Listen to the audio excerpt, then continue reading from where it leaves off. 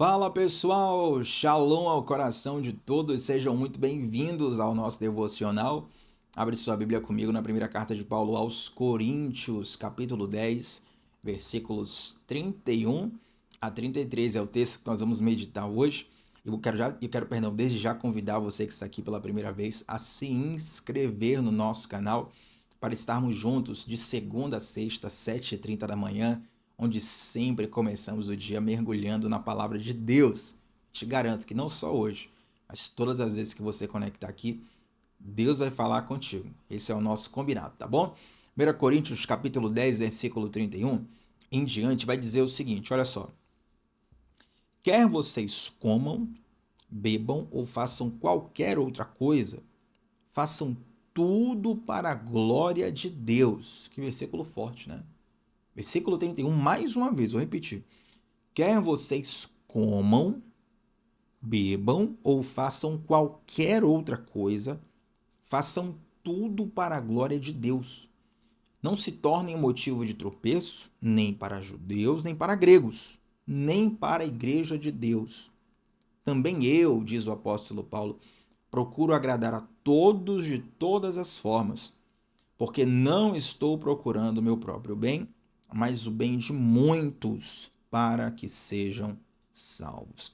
Gente, esse texto do apóstolo Paulo, ele é profundíssimo e eu quero meditar com vocês sobre a simbologia que aqui está. Me permita rapidamente te dar um contexto do que estava acontecendo na igreja em Corinto. Esse termo aos coríntios, né, a carta aos coríntios, esse termo coríntios é o gentílico dos habitantes da cidade de Corinto, que era uma cidade grega, uma cidade muito conhecida e importante na época, não só para a Grécia, mas para toda a região ali onde o Império Romano havia conquistado e liderava. E nessa cidade, que era uma cidade profundamente imersa nos costumes pagãos, floresceu a Igreja de Cristo. Uma igreja com algumas peculiaridades. Então, por exemplo, na igreja de Corinto havia muito mover dos dons espirituais. Tanto que é na carta aos Coríntios que o apóstolo Paulo vai desenvolver um pouco ali a lista de dons espirituais. Ele vai falar sobre alguns protocolos dos dons espirituais. 1 Coríntios 12, 1 Coríntios 14. Vai ter muito material vasto e rico ali, porque aquele era um conselho diretamente para o que acontecia em profusão na igreja na cidade de Corinto, tá bom? Então, é uma igreja que experimentava o poder de Deus, experimentava o sobrenatural de Deus, experimentava os dons de Deus, mas, ao mesmo tempo onde havia essa profusão dos dons, infelizmente a igreja de Corinto tinha alguns problemas muito sérios. Problemas que envolviam divisão, problemas que envolviam imaturidade espiritual, problemas que envolviam conflitos éticos. Então, era uma igreja que estava imersa nisso.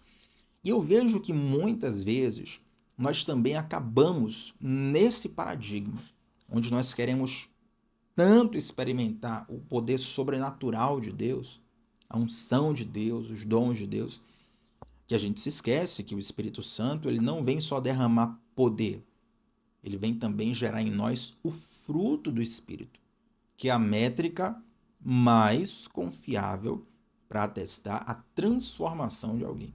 Você quer saber se alguém foi transformado por Deus? Não é o quanto aquela pessoa cura, não é o quanto aquela pessoa fala em línguas, não é o quanto aquela pessoa profetiza, é o quanto ela tem do fruto do Espírito. Vai ser uma lista, para você que não tem ainda o costume de estar meditando na Bíblia, talvez não saiba onde está esse texto, que é uma lista que está lá em Gálatas, capítulo 5, né? Gálatas, que foi uma outra carta escrita pelo próprio apóstolo Paulo. Gálatas, capítulo 5, tem lá a lista do fruto do Espírito. É o fruto do Espírito, paz, longanimidade, amor, alegria, bondade, por aí vai. Então, o fruto do Espírito é de fato a métrica, onde você pode avaliar se uma pessoa foi de fato transformada por Deus. Eu sempre faço questão de sinalizar que existem três coisas muito diferentes. Se você confundir isso aqui, você vai complicar a sua avaliação. Uma coisa é o fruto falso, outra coisa é o fruto verdadeiro imaturo, outra coisa é o fruto verdadeiro maduro, tá bom? Três coisas, presta bem atenção nisso, três coisas. Fruto falso, fruto verdadeiro imaturo e fruto verdadeiro maduro. O fruto falso é aquela fruta de isopor que você compra para poder enfeitar a sua mesa. né? Não é uma fruta de verdade. Parece fruta, mas não é fruta. Você morder ali, você não vai achar nada, né? Não vai matar a sua fome. Então aquele fruto é falso. Você vê de longe e acha que é fruta. Você chega perto e percebe que não tem nada. Agora, existe o fruto verdadeiro imaturo. Você pegar uma fruta, qual a fruta mais saborosa? Qual que você mais gosta? Laranja, jambo, banana, mamão, melão, melancia, qual fruta que você mais gosta? Você pegar a fruta que você mais gosta, mas ela não estiver madura, provavelmente o sabor dela não vai estar tão agradável, entende? Não, Thiago, minha fruta favorita é maçã. Minha fruta favorita é melancia. Minha fruta favorita é, sei lá, é melão. Aí daqui a pouco você coloca um melão que não está maduro, o sabor dele não vai ser tão legal. Uma laranja que não está tão, sabe, no ponto, ela não vai ter o sabor ideal. Uma uva, ela não vai ter. Por quê? Embora seja o fruto verdadeiro, ainda é um fruto imaturo. E todos nós passamos por isso, gente. Eu conheci uma pessoa, por exemplo, que antes de entregar sua vida ao Senhor, era uma pessoa muito agressiva, né? E quando entregou sua vida ao Senhor, ela começou esse processo assim de buscar intencionalmente ser menos agressiva. A pessoa brigava no trânsito, xingava, tudo era confusão, chegava era só problema, dava medo na família, porque qualquer lugar podia criar um problema. E a pessoa começou a lutar com aquilo, e você percebia a pessoa lutando muito, né, contra esse ímpeto carnal que carregava, mas de vez em quando ainda aconteciam algumas falhas, alguns deslizes, porque aquele fruto do domínio próprio, por exemplo, era um fruto que ainda não estava amadurecido. Então você via avanços, mas você percebeu, olha, tem muito a melhorar, um fruto que está imaturo ainda. Tá? Então o fruto é verdadeiro, só é imaturo. Não é que é falso, é uma pessoa, é um falso crente, é um falso profeta. Não, a pessoa só está amadurecendo, calma, relaxa. Essa ânsia de matar a fé dos outros, calma, descansa aí. Tá? E tem um fruto amadurecido. O fruto amadurecido, esse é o nosso alvo. Por quê? Aí você vai operar de fato o caráter de Deus em você. É quando, nesse caso, por exemplo, a pessoa que era completamente descontrolada, ela aprendeu, ela exercitou, ela desenvolveu o domínio próprio a ponto de que agora as situações mais complexas ela consegue se controlar, ela tem paz, ela tem longanimidade, ela tem temperança, uma pessoa que sabe lidar com isso sem perder as rédeas. Então ela tem um fruto amadurecido. Então eu vejo que muitas vezes nós nos focamos tanto no poder de Deus que esquecemos do caráter de Deus. Quem lembra aí do devocional de ontem? Se você não viu o devocional de ontem, eu te convido a assistir. Deus vai falar muito com você. Então, quando o apóstolo Paulo fala aqui, ó, quer comais, quer bebais, quer façais qualquer outra coisa, o que ele quer falar é o seguinte, olha, todas as situações do seu cotidiano, eles devem estar imersos no seguinte objetivo, glorificar a Deus. Tá? Por que eu digo isso, gente? Porque, infelizmente, quando muitas pessoas chegam na fé, chegam numa comunidade de fé, começam a estudar a Bíblia, chegam um devocional como esse, ou algum outro devocional, por exemplo, muitas pessoas são inclinadas a acreditar que, para serem usadas por Deus, elas precisam de um microfone, elas precisam de uma oportunidade na igreja, elas precisam saber ou pregar ou cantar. Tchau, como é que Deus vai me usar? Eu não sei cantar, não sei pregar. Isso tudo é muito pouco. Quem vai cantar ou pregar é 0,0001%, sabe? É muito, muito, muito pouco. Então Deus não morreu na cruz do Calvário, Jesus não morreu por você para que você tivesse uma oportunidade do ministério de louvor da sua igreja. Não, negativo, negativo, esqueça isso. O Senhor Jesus derramou o seu sangue na cruz do Calvário para te salvar, para que toda a sua vida glorifique ao Senhor.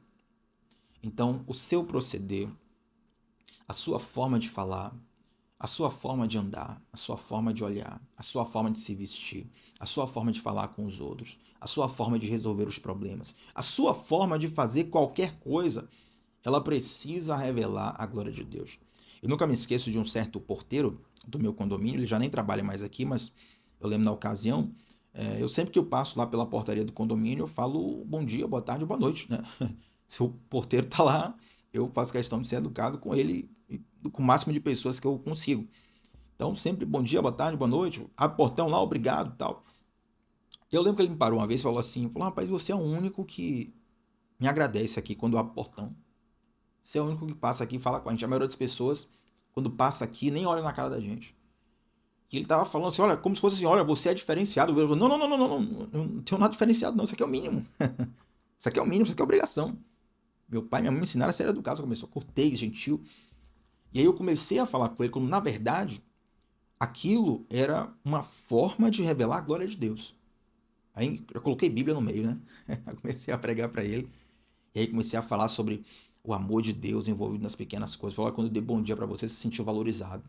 Porque isso aí é um tracinho do amor de Deus pela nossa vida. É Deus mostrando que Ele te ama através do gesto de alguém. Você já viu Deus? O cara falou, não, mas você já me viu. Então eu sou a parte visível do Deus invisível. Já começou um culto lá na portaria mesmo. Aquele negócio, aquele mover de Deus. Então assim, o que eu quero te dizer é o seguinte. As menores coisas da nossa vida revelam a glória de Deus. Entende? Você pode ter um olhar de sensualidade, você pode ter um olhar de compaixão. Você pode ter um toque de amor e proteção, você pode ter um toque de abuso. Você pode ter uma abordagem grosseira, né, ignorante, ou você pode ter uma abordagem gentil, compassiva. Compreende? Todos os detalhes da nossa vida revelam a glória de Deus. Se você for intencional nisso, observe uma coisa que eu vou falar aqui agora. Observe o que eu vou falar aqui agora. Quem pegar, pegou. Não vou nem explicar direito isso aqui, nem por causa do tempo. Quando você se torna intencional em revelar a glória de Deus, primeiro, você revela mais a glória de Deus. E segundo, você percebe mais o agir de Deus na sua vida. Sabia disso? Quando você se propõe a ser intencional na glória de Deus, você, primeiro, começa a fluir mais. Segundo, você percebe mais o agir de Deus através da sua vida. Então, quando você ora por alguém intencionalmente, quando você abraça alguém intencionalmente, quando você libera uma palavra para alguém intencionalmente, quando você age corretamente com alguém intencional, tudo isso vai fazendo com que a sua sensibilidade espiritual seja destravada. Você vai perceber que até o seu comer, o seu beber, o seu fazer quaisquer coisa, eles precisam revelar a glória de Deus. Então, quando o apóstolo Paulo fala assim, quer comais, quer bebais, o apóstolo Paulo não está dizendo, olha, na hora do café, do almoço, do jantar, você vai glorificar Deus, você vai orar antes de comer. Não, não é necessariamente isso, sabe? Olha, se eu não orar antes do almoço do restaurante, meu Deus, estou dando mau testemunho. Calma, segura, não é sobre isso. É sobre qualquer coisa que você for fazer, faça para glorificar o Senhor. Faça sabendo que o Senhor Deus está sendo visto e expressado através de você. Então, quer comais, quer bebais, fazei tudo para a glória de Deus. Você não faz só para homens. Por que, Tiago, não só para homens? Claro, você pode fazer para homens também. Claro, óbvio. A esposa pode fazer para o marido pode fazer para a esposa, o pai pode fazer para a filha, sabe?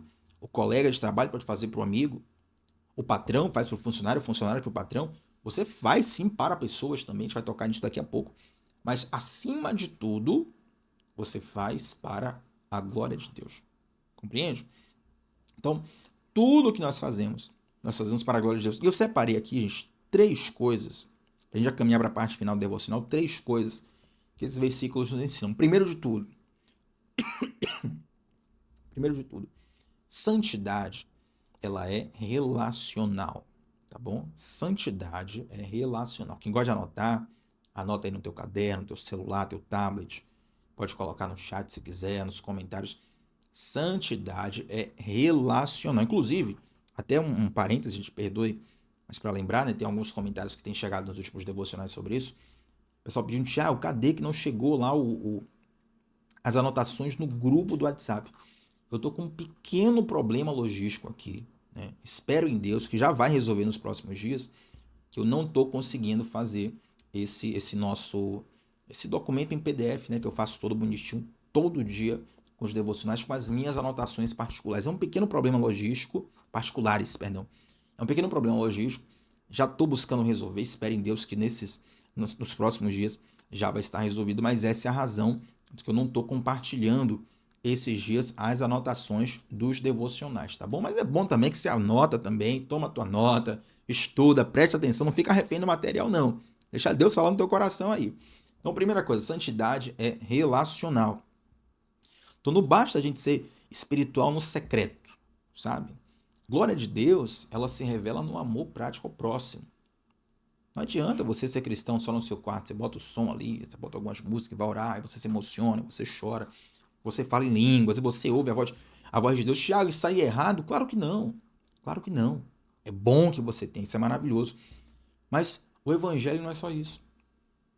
A santidade não é só isso. Você também é santo quando alguém tenta tirar sua paciência e você permanece paciente. Você também é santo quando a ocasião te dá toda a vazão para você estourar e você segura.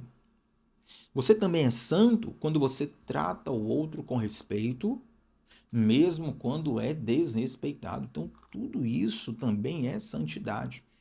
Muitas vezes nós achamos que relação com Deus é apenas a parte sobrenatural, sabe? O Espírito Santo soprou no meu ouvido. Deus falou comigo, recebi uma profecia. Tudo isso é bênção, tudo isso faz parte. Mas o evangelho não é só isso. Santidade também é relacional. Se você não pegar isso para a sua vida, você vai cair no mesmo erro da igreja de Coríntios. Da igreja de Corinto, perdão. Né? A igreja dos Coríntios, né? Os habitantes de Corinto. Que era uma igreja que se movia muito nos dons, mas que tinha sérios problemas morais. Era uma igreja que se voltava muito para o sobrenatural e esquecia da horizontalidade do amor ao próximo. Se você nunca reparou, espero que já, né? A cruz ela tem a vertical e a horizontal. Essa vertical aqui é a nossa ligação com Deus. Céu, terra, céu, terra. E a ligação horizontal é a nossa ligação com o próximo. Então o evangelho é sobrenatural, céu e terra, tá? Espiritualidade, metafísico, mas é também horizontal. Santidade também é relacional. Segunda coisa, dons sem caráter não glorificam a Deus. Precisamos tomar muito cuidado com isso, porque os dons, o poder de Deus, de fato, ele abre muitas portas. Mas o que nos mantém dentro dessas portas que o poder de Deus abre é o caráter. Compreende? Dons, eles abrem muitas portas. Abre porta do coração, abre porta da bênção, meu irmão. Destrava provisão, destrava milagres. Os dons de Deus são uma maravilha. Eu quero ser cheio deles. Quero que você seja cheio deles também. Mas o que te faz se manter firme nessa bênção que Deus te confiou é o caráter. Então nunca pare de afiar o seu caráter. Eu sempre costumo falar da inteligência racional, inteligência emocional, que essa aqui também está cheia de material na internet, você pode e conhece esse termo com muita facilidade, e tem a inteligência espiritual. Então, eu conheço muitas pessoas que têm uma inteligência espiritual, conseguem discernir rapidamente as situações, o espírito que está envolvido ali, qual é a batalha, o que é que tem que fazer, como é que quebra aquela maldição, assim. Inteligência espiritual.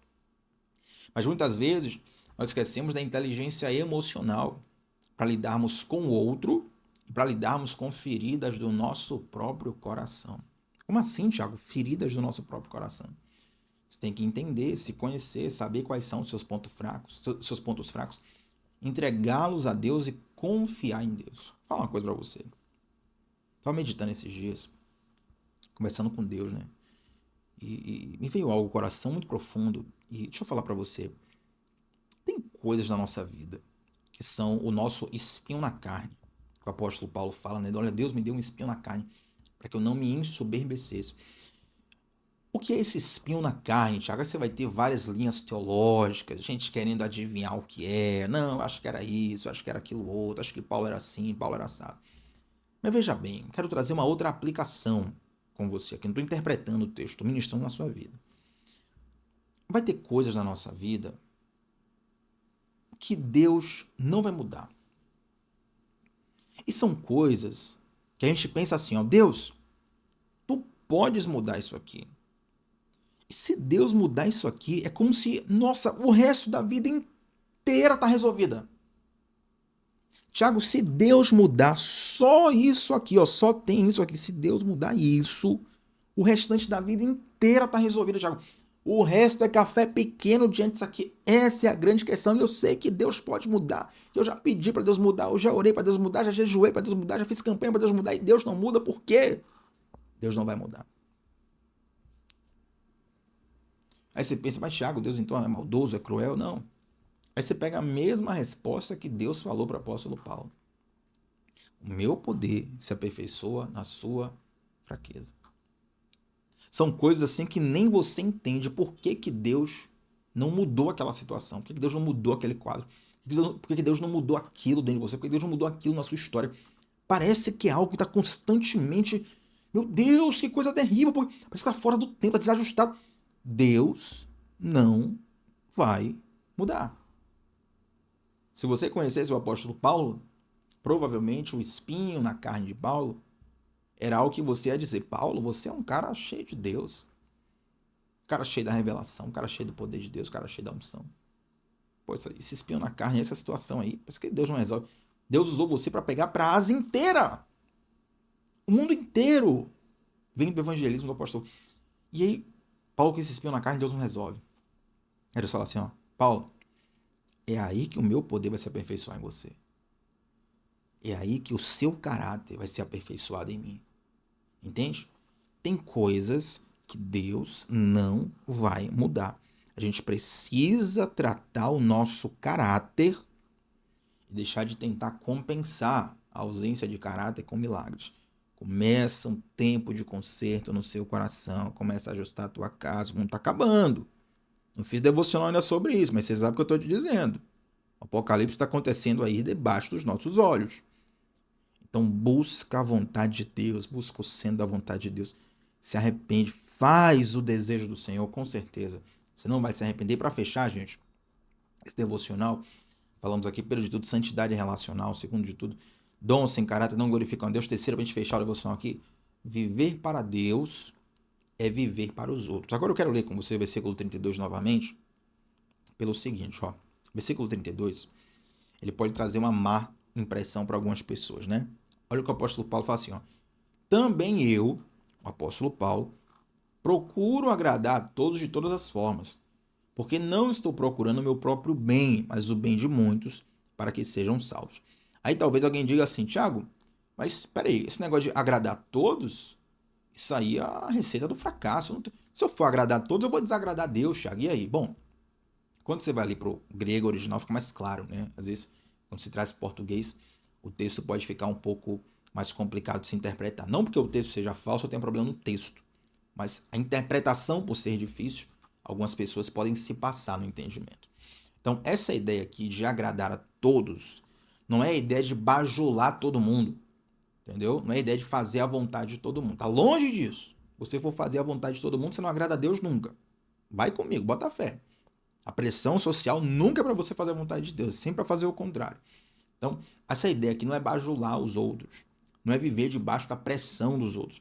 Essa ideia do apóstolo Paulo aqui é você viver uma vida empática e sacrificial que promova salvação e comunhão.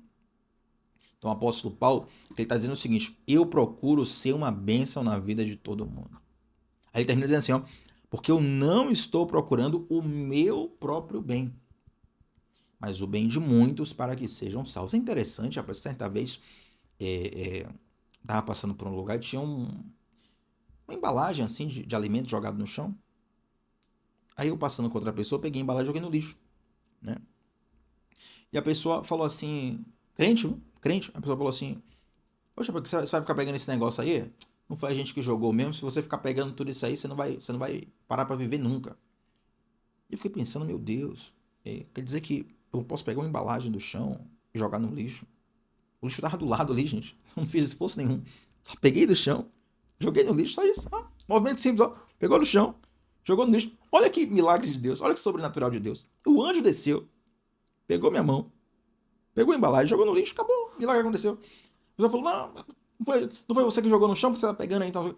Mas, gente, essa embalagem aqui tá deixando o ambiente sujo para todo mundo. Não é só pra pessoa que jogou. A pessoa que jogou, às vezes, jogou, já foi embora, não vai nem voltar. Mas tá sujo aqui, ó. Vai dar bicho. Tá bagunçando o ambiente. Entende? Tá poluindo o espaço aqui. Tá no meu alcance. Pegar ali, uma coisa simples, jogar no lixo. Não. Se não foi a gente que fez, a gente... Gente, quando o apóstolo Paulo fala assim, ó, eu não estou procurando o meu próprio bem, mas o bem de muitos. O apóstolo Paulo fala uma coisa que falta para muitas pessoas, que é pensar no coletivo. Quando a gente pensa só no nosso próprio eu, a gente tem a impressão que está ganhando mais do que perdendo. Mas na verdade a gente está perdendo mais do que ganhando. Entende? Porque nós somos profundamente afetados por tudo que acontece no nosso redor. E nós afetamos tudo que acontece no nosso redor. Você já assaltou alguém na vida? Provavelmente ninguém ou quase ninguém que está aqui já assaltou alguém na vida. Talvez tenha alguém aqui que diga, Thiago, na minha vida antiga lá eu assaltei alguém e tal, mas eu me converti, sei lá. Só que você está envolto numa sociedade que é altamente violenta. Então você sai de casa, você tem um receio de ter um assalto. Você entra no mercado, você está no Uber, você está em algum lugar, você está o tempo todo alerta. Porque, meu irmão, o Brasil é isso, infelizmente. A segurança social, você não se sente seguro para andar nos lugares em determinados horários, para andar com o celular na mão em determinadas situações, para andar com seus pertences em determinados contextos. Porque, mesmo que você não seja violento, mesmo que você não seja assaltante, a sociedade ao seu redor, então, o seu redor te impacta, entendeu? Perfeito? Todo mundo que tá kit aqui. Então, quando nós entendemos isso, nós precisamos entender também que nós influenciamos o nosso redor. Uma andorinha só não faz verão. Mas se todas as andorinhas se frustrarem por causa disso, nunca haverá verão. Falei difícil agora, né? O que eu quero te dizer, irmão, de forma mais fácil é que nós precisamos fazer a nossa parte e nunca nos escondermos nesse discurso de que, mas não vai adiantar de nada mesmo. Já pensou? Eu fico pensando, rapaz, se Jesus falasse assim, ó, olha, eu não vou morrer na cruz não, porque de qualquer forma vai ter gente que vai pro inferno mesmo, então eu não vou morrer não, ia todo mundo pro inferno. Se o apóstolo Paulo falasse assim, não, eu vou parar de pregar, porque, poxa, o pessoal aqui tá me perseguindo, tá me apedrejando, tá me prendendo, já naufraguei, poxa, já tô aqui, um monte de coisa, vou pregar para mais ninguém. Olha quantas pessoas desperdiçariam a bênção de ter uma direção espiritual profunda por parte de Deus na vida do apóstolo Paulo. Você já imaginou se alguém desistisse de falar do amor de Jesus para você, só porque na primeira vez você não deu bola? Você já imaginou se um pai, se uma mãe desistisse de cuidar do filho na primeira vez que o filho desobedecesse quando criança? Não existiria paternidade e maternidade, gente. Nós precisamos meditar seriamente sobre isso. Por quê? Porque às vezes não fazemos isso com os nossos filhos. Mas na nossa vida espiritual, a gente acaba desistindo por achar que a nossa parte não adianta. Nós acabamos desistindo por achar que, olha, não vai fazer muita diferença eu viver com Deus, eu viver em santidade, eu anunciar o amor de Jesus, o bem que eu faço, ninguém está vendo mesmo. Gente, o apóstolo Paulo, ele tinha uma profunda consciência do versículo 32, porque eu não estou procurando o meu próprio bem, mas o bem de muitos para que sejam salvos. Você sabe quais são as ações na nossa vida que mais impactam as pessoas com o amor de Deus? São aquelas mais irrelevantes. Porque normalmente a ação irrelevante, por assim dizer, que a gente acha que é irrelevante, as pessoas não estão na defensiva para aquilo. Então, se eu chego, por exemplo, vou chegar com a Bíblia na porta de alguém, bati a porta lá, sou um desconhecido, estou com a Bíblia na mão. A pessoa já está totalmente na defensiva. Ih, chegou aqui, vai me evangelizar. O coração já está travado, ouvido fechado, já está cheio de argumento na mente, já está de saco cheio, já está totalmente na defensiva. Você envia um link do devocional como esse para alguém vai dizer, ih, rapaz, coisa de crente, maluco, de gente de igreja, doido. A pessoa está totalmente na defensiva. Mas um gesto de amor, a pessoa não está na defensiva. E muitas vezes, mesmo que ela esteja, um gesto de amor começa a quebrar cadeias, correntes, muralhas, começa a gerar conexão e de repente, meu irmão, o amor de Deus entra no coração daquela pessoa e transforma. Entende? É interessante que a grande maioria das pessoas que hoje amam Jesus, seguem Jesus, estão lendo a palavra de Deus, estão ali sendo, sabe, fiéis ao Senhor, a grande maioria dessas pessoas, elas não se converteram em um grande evento cristão que foi feito assim, para milhões de pessoas, não. A grande maioria foi fulano que chamou na igreja, olha, vamos ali na nossa igreja, vai ter um culto assim, fazer uma oração assim. O culto foi normal, a pregação foi normal, a oração foi normal. E Deus foi lá e tocou o coração da pessoa. E começou a ser mudado, e transformado. A maioria das pessoas, deixa eu ver esse devocional aqui a primeira vez. Eu gostei, amanhã eu vou assistir de novo. Aí de novo. Aí entra no grupo, aí vê as anotações, aí começa a acompanhar também com os amigos. E começa aquela coisa, daqui a pouco, meu irmão, Thiago, entrei na igreja. Thiago, olha, hoje eu vou me batizar. Olha, aconteceu tal coisa comigo na minha família, comecei a orar lá no devocional. Você falou tal coisa ali, apresente seu pedido de oração, tal, não sei o que, um milagre aconteceu. E as coisas começam a surgir, por quê? Porque esses pequenos gestos que a gente subestima, eles são transporte da glória e do amor de Deus para o coração das pessoas. Quer comais, quer bebais, quer façais quaisquer outras coisas, faça para a glória de Deus. Aqueles pequenos gestos que você julga irrelevantes, eles podem causar uma transformação que você não faz ideia. A gente está falando a gente não, mas o mundo está falando agora de questões nucleares, atômicas, por conta dos conflitos que ali estão ocorrendo em outros lugares e países que têm bombas nucleares, enfim. É interessante que a tecnologia, né, da bomba atômica, esse termo não é em vão, é o que é uma bomba atômica, enfim, de um modo bem simples ali, a ideia é quebrar um átomo. Um átomo é uma coisa que, aos olhos humanos, é tão pequena que não dá pra gente ver, não dá pra gente discernir o que é um átomo. Né? Você pegar a pontinha de uma agulha ali, pode ter milhões de átomos ali, pra você ter ideia. Né? E a força que tem-se de quebrar um átomo, você pode explodir o planeta. Uma coisa tão pequena com impacto tão grande. Tô falando de algo físico. Tô falando de algo físico. Imagina algo que transcende as leis da física, que é o amor de Deus. O poder desse amor, o poder atômico do amor de Deus, o poder nuclear do amor de Deus. Para destruir não é pessoas, não. Destruir cadeias, destruir correntes, destruir fortalezas, destruir vícios, destruir escravidão, destruir condenação e trazer uma nova história na vida de alguém. Quem pega essa palavra hoje aqui? Oh, glória a Jesus. Vamos orar, gente, para gente fechar o devocional? Antes de orar, quero te convidar a se inscrever aqui no nosso canal, deixar um like nesse vídeo.